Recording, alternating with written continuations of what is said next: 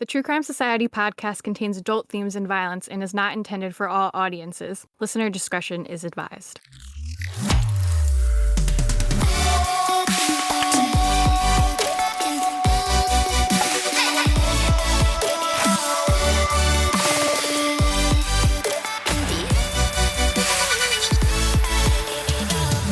What's up, guys? Welcome to another episode of True Crime Society podcast with Stephanie and Olivia. We are back with the second part of our episode on the Parkland shooting. If you didn't listen to last week's episode, you should go do that first because that covers the background info on Nikolas Cruz and it goes over the timeline of the shooting and all that. So you'll definitely want to know all of that because this episode is going to be about everything that happened after the fact and the trial and everything that went down. So go check out that episode if you haven't already. I guess we don't really have much to talk about because we are double recording. We haven't done anything in the last hour. Yeah, so we've recorded these two episodes together just to clarify, but split them up into two because it's such a massive amount of information. So much to take in. Yeah, definitely. It's a big one. So I guess we'll just get right into it. The people who don't like when we chat too much must be thrilled if they're still here.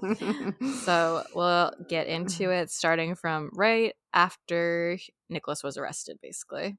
This is the young man seen here in handcuffs wearing combat-style boots, believed to have committed today's massacre. Oh my God! Previously suspended from the school, today returning with deadly intentions. He's 19 years old. He was born in 1998 in September. He was a former student of Douglas High School. He got expelled for disciplinary reasons. I don't know the specifics. Arrested off campus, sources identifying him to ABC News as Nikolas Cruz. ABC News has learned he used an AR-15 assault-style rifle and had considerable ammunition. He had countless magazines, multiple magazines, and at this point, we believe he had one AR-15 rifle. I don't know if he had a second weapon. The school shooting today marks at least the 18th so far this year, and it is also symptomatic of a nation where mass shootings, in which 4 or more people are shot in an incident, have become commonplace. The nation averaging more than 300 mass shootings in the last 3 years. So just in case you've forgotten, the shootings did happen on Valentine's Day 2018, so February 14. Nikolas first appeared in court the following day, which was February 15th, 2018. So at this time, the public defender described him as a deeply troubled child who had endured a lot of emotional trauma in a short period of time. Like, there seems like there's been quite a lot of research and thought into this for this to come out on the day after the shootings. But anyway, that's what the public defender said. Yeah. I guess that's kind of like the only defense. So they were like, we got to look into it quickly. Yeah. And I guess too, just looking at his previous records, and I think we mentioned in the last episode that the police had been called to his house like 45 times or something. So I guess all that is public record and that would be easy enough to find. And I remember it came out very quickly the day of the shooting, really. Like, other students were saying that, like, he was expelled from the school a year before.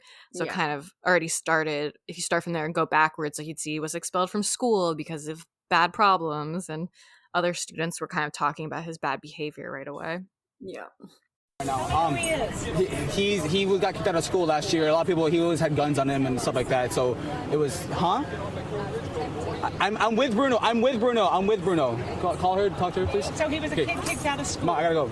He was a kid kicked out of school. He was a little bit of a troubled kid, but everyone thought, he always had jokes and stuff like that. It was a lot of like crazy stuff that he did, just not right for school. He got kicked out of school multiple times for this kind of stuff. Was he known to carry guns or what? He carried multiple guns. He showed me his guns. I was kicked out of school myself, and I saw what guns he had. He showed me personally, and not a lot of times the kids wouldn't pick on him for that kind of stuff because they knew what could go on or were scared at the time. So what, did he come onto campus?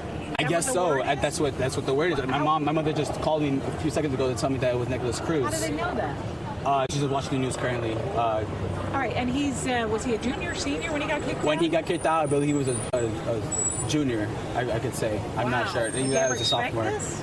Honestly, a lot of people were saying that it was going to be him, stuff like that. We threw a lot of kids threw jokes around like that, saying that he was the one to scoot up the school. But it turns out, everyone predicted it. That's crazy. Wow, he must have come onto campus then, right? Yeah, he was on the 3rd floor. He knows the school layout. He knows where everyone would be at as of right now. He's been in his fire drills. He's prepared for this stuff. So he was indicted by a grand jury on March 7th, 2018, and he was indicted on 34 charges, 17 counts of first-degree murder and 17 counts of attempted first-degree murder. On March 13, the prosecution in the case filed their notice of intent to seek the death penalty, and they said they could prove 5 of the aggravating factors that qualify a murder for the death penalty in Florida. I'll put them all on the blog if you want to have a read about what they are, but it just basically are 5 reasons why he would be kind of, I guess, a candidate for the death penalty, that his crime had met those 5 factors. So Nikolas refused to enter a plea at the arraignment, so Broward Circuit Judge Elizabeth Shearer entered a not guilty plea on his behalf. Andrew Pollack, who was the father of Meadow Pollack, who had been murdered during the shooting, said, "Death by injection would be too easy in my eyes. I'd rather him rot in prison the rest of his life." So November 13, 2018, so a few months after the shooting, Nikolas attacked an officer in the jail where he was being held. He was charged with aggravated assault on an officer, battery on an officer, and use of an electrical or chemical weapon against an officer following this incident. So this info about the incident is from the Associated Press. It says, according to the assault arrest report, Cruz attacked Officer Beltran after he was told not to drag his sandals around while walking in a jail day room. Cruz responded by showing Beltran his middle finger and then rushing the deputy and striking him with his fist. Cruz and Beltran then got into a physical altercation in which both wound up on the floor, and Cruz was able to get control of the stun gun, which is technically called a conducive electronic weapon. The stun gun discharged, but it is not clear whether it struck anyone, and the officer Beltran was able to regain control. Beltran was struck multiple times by Cruz using his fists. And the report also says that Beltran struck Cruz in the face with a fist containing the stun gun, and then Cruz retreated to one of the seats in the day room before he was taken into custody. In early August 2019, Nikolas's taped confession was released to the public. There's almost 12 hours of footage. I've got some of it on the blog. You can have a look at it if you want to check it out. Tonight, for the first time, a window into the disturbed mind of Parkland school shooter Nikolas Cruz in the hours after the massacre that left 17 students and teachers dead. You deserve to die. Cruz, at times, seen alone, talking to himself during an 11-hour interrogation with the Broward Sheriff's Office. He's telling the detective he's attempted suicide with ibuprofen and alcohol, killed small animals, and has heard a demon voice inside his head for years. Did the voice tell you to buy that AR-15? Yes. Cruz claiming the demon talked to him the night before the shooting at Marjory Stoneman Douglas High School. Well, what does it tell you to do? Burn, kill, destroy. Okay, burn, kill, destroy what? Anything. Cruz asking to see his brother Zachary. What do you think Mom would think right now? She would cry. Zachary trying to calm his brother, feeling partly responsible. This is a big part of my fault also, because we grew up together. I know I was the nicest to you. David, we also learned that Cruz considered an attack at a park just a week before the massacre. Specific details about the school shooting given in that interrogation were not released. At one point, Nikolas tells the police that he's nothing but worthless shit. At another point, you can see Nikolas pointing his guns at his head like a handgun and saying, "Kill me." He's also starts sobbing at one point. Nikolas also told the police that he heard voices in his head that told him to burn, kill, and destroy, and that he blames the voices for instructing him to pick out the gun that he used in the shooting. Nikolas's trial was scheduled to start on January 27th, 2020, but we all know what happened in 2020. It was first delayed apparently to give his legal team more time to prepare, and then COVID delayed it even further. The second rescheduled date was September 2021. That also didn't happen. In October 2021, Nikolas pleaded guilty to all the charges against him in an attempt to avoid the death penalty. He made a statement at the time in which he expressed his regret for the crimes and asked for the victims' families to decide his fate. He said, "I'm very sorry for what I did and I have to live with it every day." He also said that he regularly has nightmares. "I'm doing this for you and I do not care if you don't believe me, and I love you and I know you don't believe me." I'd be so infuriated if I was the family and that was Same. what he was saying to you. It would be rage-inducing. Like, don't act like a fucking martyr now. Yeah. I don't care if you don't believe me, but I love you. Oh, gross. Is there anything else that either side wishes to add to the record or present at this time? I believe Mr. Cruz wanted to make a statement to the court and to the victims present in the courtroom. Okay. May I take off my mask? Sure. I am very sorry for what I did, and I have to live with it every day. And that if I were to get a second chance, I will do everything in my power to try to help others. And I am doing this for you, and I do not care if you do not believe me. And I love you, and I know you don't believe me, but I have to live with this every day. And it brings me nightmares, and I can't live with myself sometimes. But I try to push through because I know that's what you guys would want me to do. I hate drugs, and I believe this country would do better if everyone would stop smoking marijuana and doing all these drugs and causing racism and violence out in the streets. I'm sorry, and I can't even watch TV anymore. And I'm trying my best to maintain my composure, and I just want you to know I'm really sorry. And I hope you give me a chance to try to help others. If I believe it's your decision to decide where I go and whether I live or die. Not the jury's. I believe it's your decision. I'm sorry. Yeah. Okay, anything else? The judge asked Nikolas if he understood that he faced, quote, minimum best case scenario of life in prison, and he said that he understood. So Judge Shearer said, this is what we refer to as a strategy decision. She said that if Nikolas believed it was in his best interest to waive his right to a jury trial and acknowledge guilt, and he said, yes, madam. On October 20, Nikolas was also sentenced for the attack on the officer. He was given 26 years in prison for the assault charge. It's interesting that he seemed like he really wanted to avoid the death penalty, considering he was like kind of like he was used to cut himself. He seemed kind of suicidal. He was saying in the interview, like, kill me and stuff like that. It seems like he really didn't want to die. Yeah. Very interesting. Because I think that's why he pled guilty in hopes that he would avoid the death penalty. Yeah. So Nikolas's trial finally started on July 18 this year, 2022. The jury consisted of 7 men and 5 women with 10 alternates. This info about the opening statements comes again from the Associated Press. The prosecutor, Mike Satz, called the murders cold, calculated, cruel and heinous, and he quoted the video that Nikolas made 3 days before the shooting. In the video, it says, this is what Mike alleges that Nikolas said. Hello, my name is Nick. I'm going to be the next school shooter of 2018. My goal is at least 20 people with an AR-15 and some tracer rounds. It's going to be a big event, and when you see me on the news, you'll know who I am. You're all going to die. Yeah, I can't wait. Among the first witnesses who were called during the trial was a female named Danielle Gilbert. She was a junior who was in psychology class when the shooting began. She said that her teacher told students to get behind her desk. She said, we were like sitting ducks. We had no way to protect ourselves. The jury was then shown cell phone video that Danielle took in the classroom. The footage began with a girl curled up beneath the teacher's desk and others, including Danielle, mostly unseen as they crouched behind it. Around 24 shots seemed to be coming in from just outside the door, and then they heard in rapid succession as the fire alarm sounded. You can't see, but there's a boy on the video and he cries out twice, someone help me. That's the clip that I said I probably won't put in because, one, the fire alarm's like screeching loud and would hurt your ears, and it just, you hear one girl dying, you hear this guy crying for help, and it just, we'll put the link to it out there, but it's just really horrible. Yeah, and if you go into YouTube and Google, Parkland CCTV, it's all on there if you really want to check it out yourself. The gunshots get further away, but the students remain quiet and huddled, speaking in whispers. Eventually, the voices of police officers can be heard, and the teacher stands up, holding her head. A boy whispers, they're coming, we're okay. It says, SWAT officers carrying rifles burst in, wanting to know if anyone is hurt. The students point, and Gilbert, which is Danielle, stands up with her camera. A wounded boy and a girl are carried out, and a dead girl lies in a pool of blood. The officers tell the student to run out, and they pass 2 more bodies lying in the hallway before getting to the parking lot.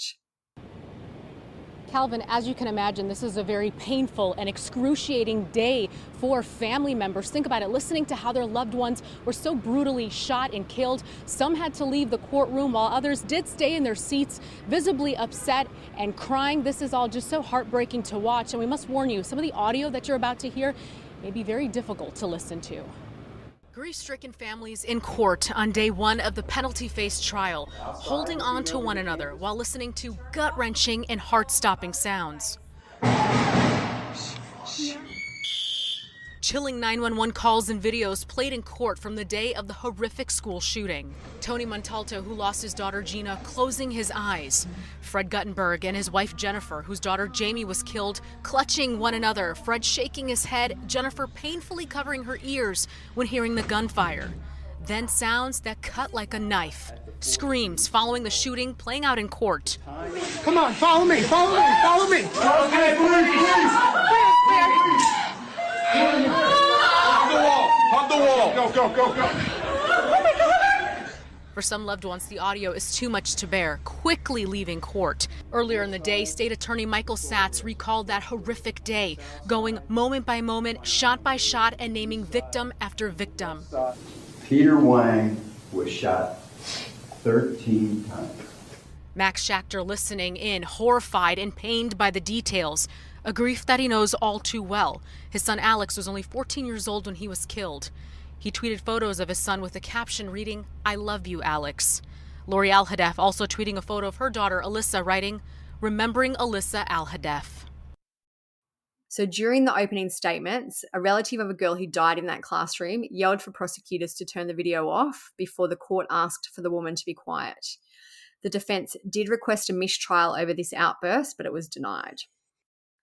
So Nikolas's case was the first death penalty trial for the judge, Elizabeth Shearer.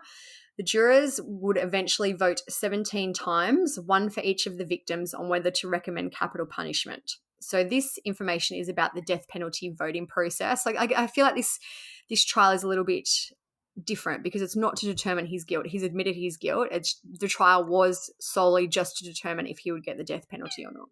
Yeah, so he pled guilty initially, so he didn't have the actual trial for the crimes. So this is just the death penalty one. And I meant to say at the start, all of this, it was videoed. You could watch the whole trial. Law and Crime has it all posted, but there's tons of clips and everything from the trial that you could watch too. So if you're wondering about how kind of the trial for the death penalty happens, every vote must be unanimous. So in this case, Nikolas's 17 the votes on his 17 charges must be unanimous by the jury. A non-unanimous vote for any one of the victims means that Nikolas's sentence for that person would be life in prison. The jurors were told to vote for the death penalty, the aggravating circumstances presented by the prosecution for the victim in question must, in their judgment, outweigh mitigating factors presented by the defense. Regardless of the evidence, any juror can vote for life in prison out of mercy. During jury selection, the panelists said under oath that they are capable of voting for either sentence. So I guess, one of the outcomes could have been that he would be given death, just say, for a few of the murders, but he could have been given life for some. It doesn't need to be 17 cases of yes for the death penalty, essentially, which seems a bit redundant. Very involved. So digital evidence in the case started to be presented on July 27th. There's a Detective Nicholas Masters of the South Florida Internet Crimes Against Children's Task Force, and he said he examined the digital evidence. He found that Nikolas regularly searched Google for information about massacres, killers, and weapons. There was an 18-page list of his Google searches and, internet history that was read out in court. And some of the searches included perfect murder weapon, how to become evil in society, why I want to kill women, how to become a school shooter, how to shoot at 500 yards, AR-15 tactical shooting, and Pumped Up Kicks, Columbine High School. So we spoke in the last episode about Pumped Up Kicks, which is a song about school shootings. I've put the actual clip to the song on the blog, but some of the lyrics, for example, are, he found a 6-shooter gun in his dad's closet and with a box of fun things, I don't even know what, but he's coming for you.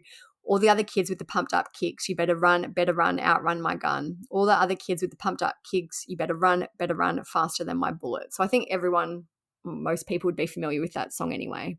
I think a lot of people are actually shocked when they realized, because it doesn't sound like a kind of ominous song. It's just kind of a little bit catchy. And when you actually look at the lyrics, I feel like a lot of people are like, wow, I didn't realize that was what it was about. I didn't for a long time. And then when I did, I was like, holy shit, that's horrible. Why did we let this be a popular song? I guess it's I don't know. I guess it's just telling the story, isn't it? But yeah, it's crazy. Yeah. But also, I wanted to say about his Google searches, I feel like it also kind of shows you how low his like intelligence level was to be like Googling how to become a school shooter. Yeah. Why? What did he say? Why I want to kill women? Like, shouldn't you know why you want to? Or Yeah. Maybe he was just getting his defense ready. Yeah. As part of kind of his internet history, he also wrote on YouTube on July 4th, 2017, "I love to see the families suffer." He spelled families Familys. So I guess kind of another, his lack of education and his lack of coherency, I guess. Yeah. He also researched other massacres online. He searched for the 1989 shooting in Canada that killed 14 people, the 2007 Virginia Tech shooting, which killed 32, and the 2017 Las Vegas shooting, in which 60 people died. About 4 months before the Parkland massacre, Nikolas wrote, I believe online somewhere, "I have no problem shooting a girl on the chest." So the prosecution rested its case on August 4, 2022, so not too long after the trial started. They ended with friends and family of some of the victims speaking in court. Chris Hixon was the wrestling coach and athletic director at Marjory Stoneman on the day of the shooting, and he lost his life. His son Corey appeared and gave testimony. Corey does have Down syndrome. Corey said, "I miss him. Every Saturday we went for donuts." And while he was telling this, he hugged his mother and he was crying in the court. It's so sad. There's a clip of it that I'll put in. You can. Okay. Corey? Yes. Do you want to raise your right hand? No. Okay. Do you solemnly swear or affirm the testimony you're about to give is the truth, the whole truth, and nothing but the truth? Yeah. Okay, thank you. You can put your hand down. Now, will you turn around and tell the jury your name? Mm-hmm. These ladies and gentlemen right there. Tell them what your name is. Corey Hixon. Good afternoon. Mr. Hixon, is your father Mr. Christopher Hixon? Yeah. And is there something that you'd like to tell the jury about your dad? Yeah. What is that? It's okay. I missed him.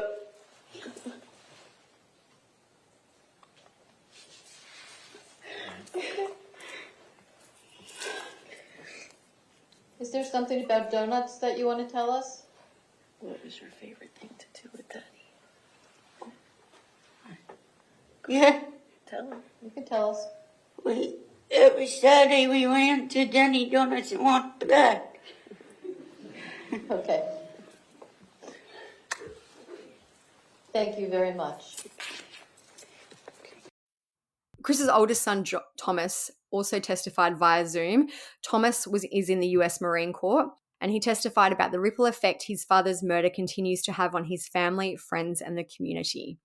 He said, even though he should still be here with us making memories, he will also always be remembered for his courage, his bravery, his leadership, his humility, and his humour. The sentencing went into recess until August 15, when lawyers were due to discuss what experts would be called to testify and what evidence would be presented in Nikolas's defence. And the jury was scheduled to return on August 22.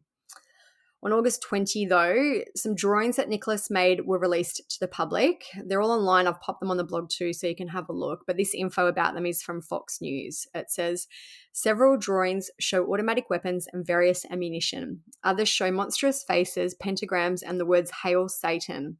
On page after page, he scrawled 3 sixes, which is said to be the mark of the Antichrist. He states he does not believe in a god, only the devil.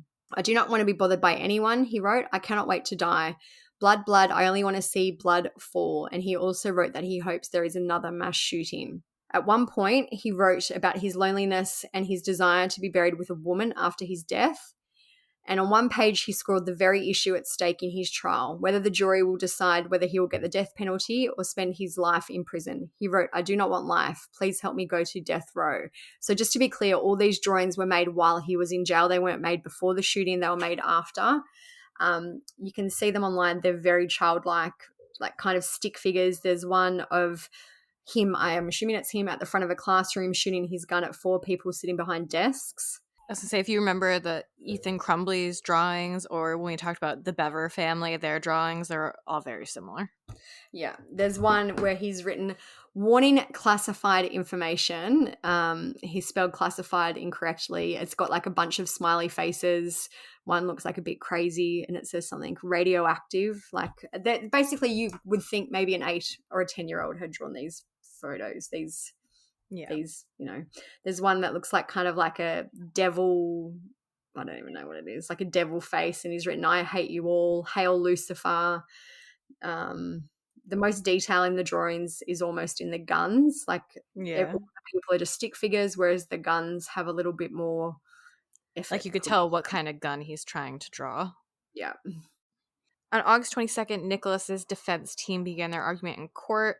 The lead attorney, Melissa McNeil, told the jury during her deferred opening statement that Nikolas has fetal alcohol and drug issues that weren't dealt with adequately by Linda. She also said that Linda suffered from severe depression and financial troubles after her husband died. His attorney told the jury that that doesn't excuse what her 23-year-old client did, but are factors that they should consider as her team presents its case over the several weeks. She said, "He's a brain-damaged human. Everyone knows there is one person responsible for all the pain and all of that suffering, and that person is Nikolas Cruz." But she also said that she hoped jurors would remember that the law never requires you to vote for death, not even in the worst case imaginable, and it's arguable that this is the worst case imaginable. The defense also spoke about Nikolas's birth mother and the alleged start to life that he had. They said that Brenda was a Fort Lauderdale prostitute who smoked crack cocaine and drank Colt 45 malt liquor and Cisco fortified wine during her pregnancy with him. Carolyn Deakins, a former prostitute, testified that she and Brenda were drinking beer one day in 1998 when Brenda got sick. She thought it was because of drugs, but Brenda told her that she was pregnant. Caroline told Brenda that she was harming her baby with drugs and drinking, but Brenda replied she was putting the child up for adoption, so she didn't really care. Danielle Woodward, who is Nikolas's half-sister, she also testified. She said as a preteen, she watched her mother regularly drink alcohol, smoke crack cocaine, and prostitute herself. She also recalled at least one instance where her mom made her pee in a cup to pass a drug test during her probation. Danielle said that her mom's addiction took priority over her children. When she was asked how Brenda was as a mother overall, Danielle replied with one word: horrible. She also said she had an addiction, and she always put that first. Susan Luber, who had been Nikolas's preschool teacher, also testified. She said that Nikolas would push children, scratch at them, topple over furniture. He would stay away from other children. If they got too close, he would pounce. Nikolas's legal defense was basically a circus. I'm sure even if you hadn't followed this super closely, because it was so crazy that it was just like making headlines. The judge and the defense attorney were getting into arguments. So on September 14th, the defense abruptly rested their case after calling just 26 witnesses, and they had originally planned to call 80 witnesses. Lead prosecutor Mike Satt said, "We're waiting for 40 more witnesses." Judge Elizabeth admonished the defense for another day wasted in a trial that has seen numerous delays and postponements. She said, "Even if you didn't make your decision until this morning, to have 22 people plus all the staff and every attorney march into court and be waiting as if it's some kind of game, now I have to send them all home. The state's not ready. They're not going to have a witness ready. We have another day wasted." She also said his team exhibited a level of unprofessionalism that she had never seen before. Yes, at this time the defense rests, other than putting in our records. We're not playing chess. I mean, will you please take the jury back in? Thank you. All right, go ahead and put in your records. 2B, Nikolas Cruz Henderson, episode 1 record. Let me just stop. State, are you going to have anything ready for today? No. We're last told us there was 80 witnesses. We're waiting for 40 more witnesses. I just want to say, this is the most uncalled for, unprofessional way to try a case. You all knew about this, and even if you didn't make your decision till this morning, to have 22 people plus all of this staff and every attorney march into court, be waiting as if it's some kind of game, Now I have to send them home. The state's not ready. They're not going to have a witness ready. We have another day wasted. I honestly, I have never experienced a level of unprofessionalism in my career. It's unbelievable. So, Judge, if we had any pretrial matters, you asked us to be here at 9:15. We were here at 9:15 to discuss pretrial matters. I have been practicing in this county for 22 years. You know what? I don't want to hear it. I don't want to hear Well, Judge, you're insulting me on the record in front of my client, and I believe that I should be able to Okay, defend you myself. can do that later. You can make your record later, but you've been insulting me the entire trial. So, blatantly, taking your headphones off, arguing with me, storming out, coming late intentionally if you don't like my rulings. So, quite frankly, this has been long overdue. So please be seated. You can receive the evidence. I will receive the evidence. And then you can put whatever you want on the record at the end. So basically, I think what happened is they got everyone in there all ready to go. And like right away, we're like, well, we don't have any more witnesses. And so then everyone just had to like go home. I feel like too, his legal team is so confusing. I tried to actually find kind of a list of who was in his legal team because there seems to be a whole bunch of people. I can't, like, it's just a mess. Yeah. Yeah. And they're not very classy, which we'll get No. into. After the defense rested, the judge asked Nikolas if he understood what that meant. No more witnesses would be able to take the stand in his defense. She said, "Are you comfortable with that decision?" And he said yes. Another member of the defense's legal team was captured on video. This is what I meant when I said they're not the classiest people, it seems. She was flipping off some of the family and the victims and like trying to be a discreet way, like joking with Nikolas. Like, you know, when you pretend you have like an itch on your face, but you do it with your middle finger. Like what That's you do when she was you're doing. 12 years old, not when you're an attorney in a court of law who's, I don't know, probably In a 40 or massive 50. case Yeah. that's being filmed. So immature. Like she literally, like, it's like she's rubbing her face, but it's with the middle finger. Like she's just, And you could tell even he felt uncomfortable. Yeah. Like, how bad do you have to be that this like mass school shooter that killed a bunch of kids feels uncomfortable? So that attorney, Tamara L. Curtis, is now the subject of a pending investigation, according to Florida Bar's communication director. From here, clinical neuropsychologist David Robert Denny testified at the trial after spending more than 400 hours with Nikolas. He said his diagnosis of Nikolas was borderline personality disorder and antisocial personality disorder.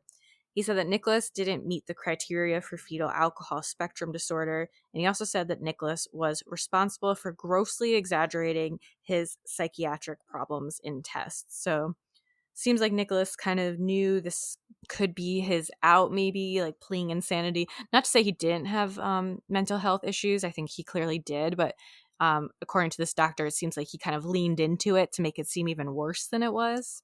Yeah, I feel like for them, the kind of fetal alcohol disorder was their one hope to kind of, you know, spare him the death penalty. They didn't really have much else to go on. You know, obviously, as you said, he did have the mental things, but this was kind of their, you know, clutch that they were trying to use. When read the list of the 17 people who were killed and asked if fetal alcohol spectrum disorder explained their murders, Dr. Denny responded no to each one. During the trial, jurors also visited the scene of the massacre, which has remained sealed since the event, which I didn't know until probably this year, but that is wild to me. So the whole school, since the shooting happened in 2018, has just been there sealed up as a crime scene because they were using it as an exhibit in the trial, which was then delayed until this year. So what a horrible reminder to the whole town to just have the school there forever boarded up, because normally they like knock down part of it, do something to, or like renovate it. The blood was never cleaned up. The doors were just closed. Nothing been touched. Like the kids' notebooks, their textbooks, everything was still out exactly as it was when the shooting happened. It said there's like a lock of hair that remains. There are still Valentine's Day gifts and cards strewn about. So it just must be so eerie. The prosecution's rebuttal began on September 27, 2022 and ended on the 29th. Closing arguments were delivered on October 11, 2022. Prosecutors again called for the death penalty. The lead prosecutor, Michael Satz, said what he wanted to do, what his plan was, and what he did was to murder children at school and their caretakers. That's what he wanted to do. And Nikolas's defense attorney said in response to that, and in a civilized, humane society, do we kill brain-damaged, mentally ill, broken people? Do we? I hope not. So that seems like that was their big defense. The lead prosecutor responded to that with, hate is not a mental disorder. Teachers gathered in a classroom at Marjory Stoneman Douglas to watch as the verdict was handed down in the case. It was decided that Nikolas should be sentenced to life in prison without the possibility of parole. The jury returned identical answers on aggravating and mitigating circumstances for each of the 17 counts and the same findings and recommendation for every victim. On each count, the jury found Nikolas eligible for the death penalty based on aggravating circumstances, but did not unanimously find that those aggravating factors outweighed the mitigating factors. We don't know exactly which mitigating factors were in play in those discussions, but we do know which mitigating factors on Cruz's life were presented at trial. The 41 factors were listed in the jury instructions and included factors such as Nikolas Cruz was exposed to drugs in utero, medicated throughout his childhood, witnessed the death of his father, has remorse. Nikolas Cruz pled guilty and accepted responsibility for his crimes. So the families were obviously dismayed by this outcome. They really wanted him to get the death penalty for what he had done. Tony Montalto, he is the father of the victim Gina Montalto. He said, pressing the barrel of his weapon to my daughter's chest. I think she was the one that was sitting in the hallway taking the test. Yeah, the makeup test. Yeah, and he shot her in the chest at very close range. He said, pressing the barrel of his weapon to my daughter's chest, and that doesn't outweigh the poor little what's-his-name had a tough upbringing. I mean, society has to really look and re-examine who and what is a victim. Not everyone's a victim. My beautiful Gina and other sons and daughters, the spouses and fathers, they were the victims here. Then he read a prepared statement on behalf of the Stand with Parkland, an advocacy group he presides over. It said, today's ruling was yet another gut punch for so many of us who devastatingly lost our loved ones on that tragic Valentine's Day at Marjory Stoneman Douglas High School. 17 beautiful lives were cut short by murder, heinous, pre-planned, torturous murder. And the monster that killed them gets to live another day. While this sentence fails to punish the perpetrator to the fullest extent of the law, it will not stop our mission of the families that stand with Parkland to effect positive change at federal, state, and local level to prevent school shooting tragedies from shattering other American families. This morning, anger and disappointment after the jury recommended life in prison for Parkland gunman Nikolas Cruz rather than the death penalty. My firstborn daughter, my shining star, daddy's girl, was taken from me. Cruz showing little emotion. The families of the 17 victims also inside the courtroom, listening in disbelief as the judge read the verdict, some of them walking out. If this was not the most perfect death penalty case, then why do we have the death penalty at all? All 12 jurors would have had to agree to the death penalty, but the jury foreman saying 3 of them voted for life in prison. I didn't vote that way, so I'm not happy with how it worked out. But everybody has the right to decide for themselves. Prosecutors had argued Cruz was a sociopath and that the massacre was premeditated. It was calculated. It was purposeful. But the defense said he was mentally ill, suffering from fetal alcohol syndrome after his mother abused alcohol and drugs during her pregnancy. He was doomed from the womb. And in a civilized, humane society, do we kill brain-damaged, mentally ill, broken people? I hope not. The parents of another victim, Alyssa Alhadeff, spoke outside the courtroom. They said, I'm disgusted with our legal system. I'm disgusted with those jurors. The father of Jaime Guttenberg said, there are 17 victims that did not receive justice today. Benjamin Thomas, the foreperson for the jury that recommended the Parkland school shooter be sentenced to life in prison, told CNN affiliate WFOR that 3 jurors voted against the death penalty. There was one with a hard no, she couldn't do it, and there was another 2 that ended up voting the same way. He said the hard no didn't believe because he was mentally ill that he should get the death penalty. It must be so frustrating for the majority who wanted it to just have like one person totally against it. Yeah. But yeah. I guess that's the legal system. On November 2nd, 2022, Nikolas was officially sentenced to 34 consecutive life sentences without the possibility of parole, one each for the total number of victims murdered and wounded. So that is it up to date for, I guess, the Parkland shooting and the trial and the outcome. I think it's important that we run through who the victims are and just a little bit about them. We have a really comprehensive blog on all of the victims and things about their life and their families and things they enjoyed. So we encourage you to check them out. But the first victim that we're going to mention was Alyssa Alhadeff, and she was 14. She loved playing soccer for her team, which was Parkland Travel Soccer. When her mother, Laurie, heard about the shooting, she said she rushed to the school, but Alyssa was already gone. Her mother said, "I knew at that point she was gone. I felt it in my heart." Alyssa was beautiful, smart, talented, successful, amazing, awesome, and a great soccer player. You'll be greatly missed, Alyssa. We love you so much. You'll always be in our hearts. So Scott Beigel was the geography teacher who lost his life in the shooting. One of his students, Kelsey Friend, has said that he was a hero. She said, "Mr. Beigel was my hero, and he will forever be my hero. I will never forget the actions that he took for me and for the fellow students in the classroom. I am alive today because of him." He was the one that was shot while trying to lock the door from the outside. Yeah, when the other teacher motioned to him to shut the door, that one. Mm-hmm. So Martin Duque was 14 when he died, and his brother Miguel said he was a very funny kid, outgoing and sometimes really quiet. He was sweet and caring and loved by all of his family. Most of all, he was my baby brother. Nikolas Dworet was 17 when he died, and he was shot while he was in his Holocaust history class. He was a champion swimmer who had been recruited by the University of Indianapolis' swim team, and he would have started there in the fall after the shooting. His family have established the Nikolas Dworet Fund Swim for Nick, in which they provide swimming lessons to kids who may not otherwise be able to afford them. And he's the one who his brother was shot but lived also. Aaron Feis was a 37-year-old assistant football coach at Marjory Stoneman Douglas, and he died after he used himself as a shield to protect students. The football program spokesperson, Dennis Lehito, said he died the same way he lived. He put himself second. He was a very kind soul, a very nice man, and he died a hero.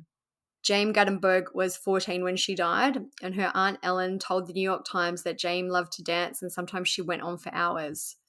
And her father, Fred, gave a really sad statement about the morning of the shooting. He said, "In the morning, sometimes things get so crazy. She runs out behind and she's always like, 'I've got to go, Dad, bye.' And I didn't get to say, 'I love you.' I don't remember if I said that to Jamie." We also mentioned earlier the school's athletic director, Chris Hixon.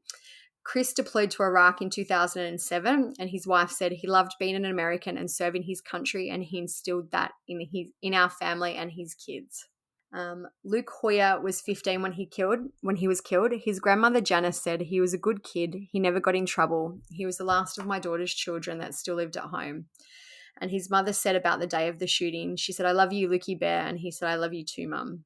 14-year-old Cara Loughran loved Irish dancing. Her dance studio said Cara was a beautiful soul and always had a smile on her face. We are heartbroken as we send our love and support to her family during this time. Her best friend Mackenzie Mursky said, "I never got to say goodbye to her. I can't close my eyes without thinking of my friend." Gina Montalto was 14 at the time. She was the winter guard of the school's marching band. Her aunt, Sean Sherlock, wrote on Facebook, "I know somewhere in the heavens she's designing the latest and greatest trends and has her art book that she always carried with her." Her mother, Jennifer, said Gina was smart, loving, caring, and a strong girl who brightened any room she entered. On the day of the shooting, Joaquin Oliver, who was 17, had purchased Valentine's Day flowers to give to his girlfriend. His father, Manuel, dropped him off and he said, "I said I love you," and he gave me a kiss. "I love you too." And I told him, "Just make sure you call me to see how it goes with the flowers." And he never called me. That's just heartbreaking. Alaina Petty was 14 when she died. Her family have said that she was a vibrant and determined young woman who loved to serve. And they said, "We will not have the opportunity to watch her grow up and become the amazing woman we know she would become. We are keeping an eternal perspective." Meadow Pollack was 18 when she died, and she was looking forward to attending Lynn University in Boca Raton after she graduated. Her cousin Jake said she was a beautiful girl inside and out. Helena Ramsay was 17 when she died. A spokesperson for her family said Helena was smart, kind-hearted, and thoughtful. She was deeply loved and loved others even more so. Though she was reserved, she had a relentless motivation towards her academic studies and her soft, warm demeanor. She was so brilliant and witty, and I'm actually still wrestling with the idea that she is gone. 14-year-old Alex Schachter was a member of the school marching band and orchestra. His mother had died when he was 4, and his father had moved the family to Parkland after that. He said, I moved my family to Parkland because it was an idyllic community. I never thought this would happen to me. I never thought this would happen here. Alex was buried in the same cemetery as his mother. Carmen Schentrup was a 16-year-old National Merit Scholar semifinalist. Her parents said she was a dedicated, accomplished, and straight-A student, and she was going to change the world. Her parents also said Carmen was a dreamer. We will miss seeing her make her dreams come true. Peter Wang was 15 when he died. I think we mentioned in the first episode that he died after he held the door open for classmates to escape. Yeah. His friend Aidan Ortiz said, I want people to know he died a hero. He died saving many people. So that is the list of victims who sadly lost their lives in the Parkland shooting. As I said, go to the blog. We've got photos, more information on them if you'd like to learn more about them and who they were. Another thing I'm sure a lot of people remember, like this was a big in the news, the students who were there, they did a really big push, were very vocal about wanting gun control. So I'll put in a clip here that was pretty good that I found that explains a lot of the things that they did and how they kind of tried to get the government involved to try to help prevent this from happening in the future. 911, what's your emergency? Please help, please help. Someone at the high school, a shooter. A lot of blood, please help, please.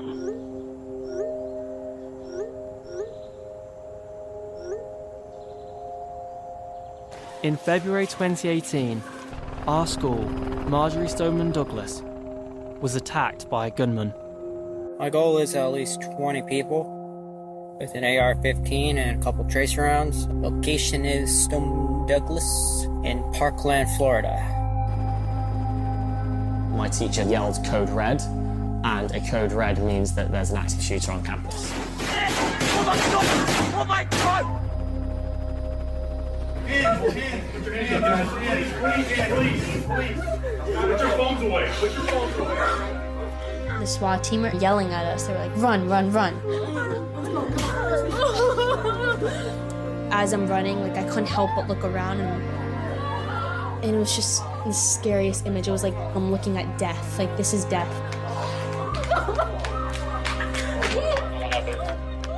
17 of our friends and classmates were killed. We're going to take this to the national stage. We're not going to be ignored. I'm a British student at the school. In the immediate aftermath of the shooting, What do we want? we made it our mission to bring about change in America Enough is enough! and take our campaign to the steps of the White House. Lewis, you wanted to talk about an initiative you have. In about an hour, I'd like everyone who has a Twitter account to go on Twitter and maybe send a message with the hashtag #NeverAgain. We don't want this to just be another thoughts and prayers and everyone go to bed. We want to carry this across the country and want to stop this from happening ever again. We're the generation that grew up with mass shootings, but we're also the generation that grew up with social media. The idea that we could use that to reach so many people at once showed that we could mobilize and make a change. We are MSC, we're here to make some history. After weeks of campaigning, we had a breakthrough. To the students at Marjory Stoneman Douglas High School, you made your voices heard. A bill is passed in Florida that introduces a 3-day waiting period on all gun purchases and raises the minimum age for buying automatic weapons from 18 to 21. It also bans the bump stocks that increase the firing speed of these weapons. You helped change our state, you made a difference. You should be proud. But the NRA immediately sues the state of Florida to block the changes, claiming the bill infringes on the Second Amendment. We know we have to keep the pressure on. We're staging a school walkout in protest. The news media gets bored with a story and then move on to the next one. With social media, we can keep it day in, day out, as long as we have a base large enough to keep it there. We want democracy alongside! This is what democracy looks like! 3,000 schools around America join us in the walkout. What do we want? When do we want it? Now!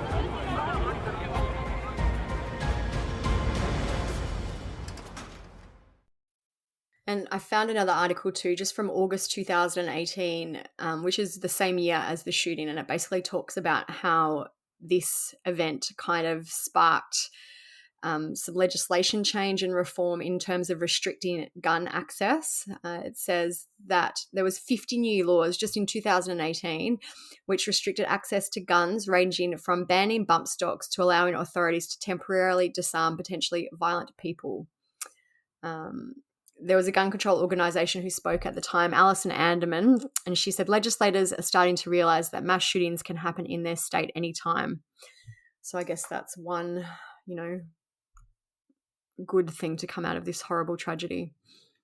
Yeah, like if we're going to have a horrible tragedy like this, at least let's try to make some changes to prevent it from happening again.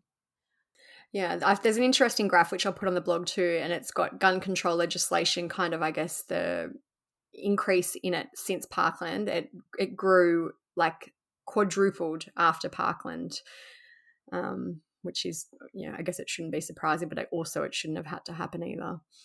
Yeah.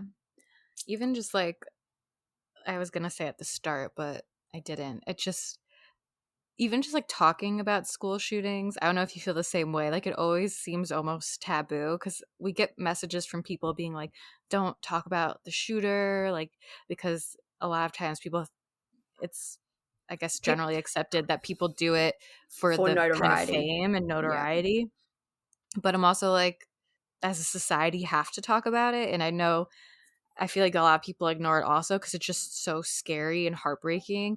But I feel like coming face to face with how scary and heartbreaking it is, like seeing the videos from Parkland and how fucking terrified these kids were and how scary it was for them, makes me more wanting to make changes or help do something to prevent this from happening again. So I feel like even though it's scary and horrible to talk about, like, we have to, like, you can't just ignore it or it's going to keep happening. Yeah, and like even in this case, I know with what you were talking about where people say don't say his name, don't talk about the murderer, but in the end there's things that you can learn from his life and the failures that happened, in terms of all these red flags that we spoke about and the reports that were filed and the police reports and all that. Like, there was a lot. This wasn't a one-off thing that no one saw coming. This probably shouldn't have been a surprise, and it should never have happened. There should have been something in place to stop it before it did. So I feel like that in terms of this specific case, that's why we have gone into the detail that we have. Yeah, like with Nikolas Cruz and even like most of the school shooters, there's so many warning signs, but especially with Nikolas Cruz, like, and I don't even know, he just had no help growing up. Like, I'm not trying to be like, oh, I feel sorry for him, but he did have a lot of mental health issues that he didn't really get help for. He had no family, really. His parents died when he was very young anyways. And it seems like he always had issues just like right from the jump. He never had a stable environment. So it's like, I don't know if could he have gotten help and proper medical treatment, would that have prevented this from happening? Maybe. And I feel like too, obviously it's fine to point fingers now, but like even things where the FBI was alerted to him saying things on YouTube and on the internet, like, I'm going to be this next school shooter, I'm going to shoot everyone up, but he could still buy a gun. He still bought a gun legally, I believe. There's just things to be learned, I believe, too. Yeah, and I think we said the same thing with Ethan Crumbly, because he was another one that kept being like, I'm going to shoot up the school. And like they kept saying it, and Nikolas Cruz kept saying it, and like no one did anything. Yeah. And so it's like at the point they're probably in society already feel like no one cares about them. I'm sure Nikolas Cruz kind of felt like he was just tossed aside, had like no real family or anything. And now you're saying all this crazy shit and still no one cares. Like, I feel like that now you're like, well, now I'm going to prove it to you. Yeah. Screw you all. I'm going to do it, Yeah. And I was like, I feel like I'm desensitized to so many things, like, since I've just always been curious about true crime and things like that. But this case, watching the videos and all that and like hearing the kids talk about that day, it always like chokes me up. Like, I was watching videos at work today because I like to watch videos before I do the podcast just to kind of like freshen up on the info and everything. But I was literally just like tearing up at my desk all day listening to like how terrible it was and how scared these kids were. And I was like, thinking about why that is, like why other things don't affect me as much. And I don't know if anyone else would be able to relate to this, but I really do feel like I'm more likely to die in a mass shooting somewhere versus like, not to be like, oh, run-of-the-mill murder, but versus just someone else murdering me. I don't know if that's just like an American fear now. Every time I go in the grocery store, I think there could be a mass shooting in this grocery store while I'm in here. Even when we went to America earlier this year, and like we told the kids very last minute, and then I was like, "Are you excited?" And they're like, "Oh, but what about the guns?" And I was like, "Oh, it's gonna be fine. It's gonna be fine." Like, you know, obviously, it's very different. Here we have not very many guns. Like, it's not really like, obviously, I'm not saying we don't have any. We do have, and we've had mass shootings here, but it's just a different gun culture here, I believe. So that was just interesting to me that was one of the things that they're worried about, because, you know, they see the news, they see these things happening. And like, I even just found some stats for 2022 US mass shootings this year. So we're in mid-November.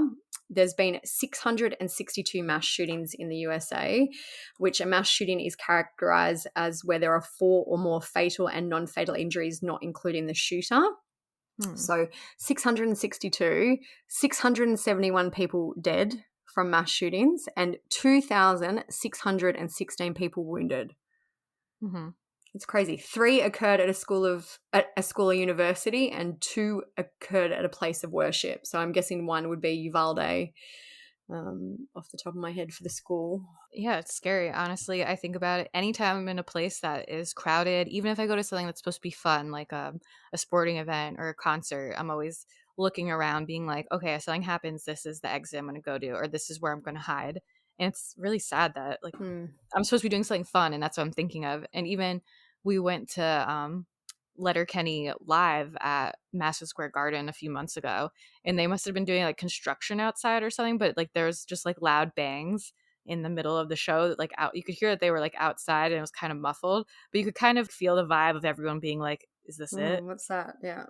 And for all that we can talk about, there's been these reforms and there's been changes, but it's still happening. Like I've mentioned a few times, the Uvalde shooting that was in May this year, where they shot 19 students. So it's just like, it still is happening. There's still, I don't know, the system's broken. I don't even know how you'd even begin to start to fix it, really. Yeah. So I guess that's all my thoughts on it. I'm obviously not the smartest person to be like listening to talk about how to fix the country, but those are my thoughts, my feelings. I feel like a lot of people feel the same way. So that wraps up this episode. That is everything with the Parkland trial. Obviously, like I was saying, there's so much like CCTV, like cell phone videos, all that from this. So we'll link everything in the blog if you guys want to check that out. It's truecrimesocietyblog.com. Follow our Instagram account. That's where we post kind of about the more recent stuff, True Crime Society. Our personal accounts, mine is StephSum_, Olivia's is TCS Olivia, and rate and review and subscribe and all that stuff, and check out the sponsors for this episode if any of them seem interesting to you, or if you want to check them out. They're all linked in the episode notes. Thanks for listening, and look out for each other during this crazy holiday season that is ahead of us, and peace out. Thank you.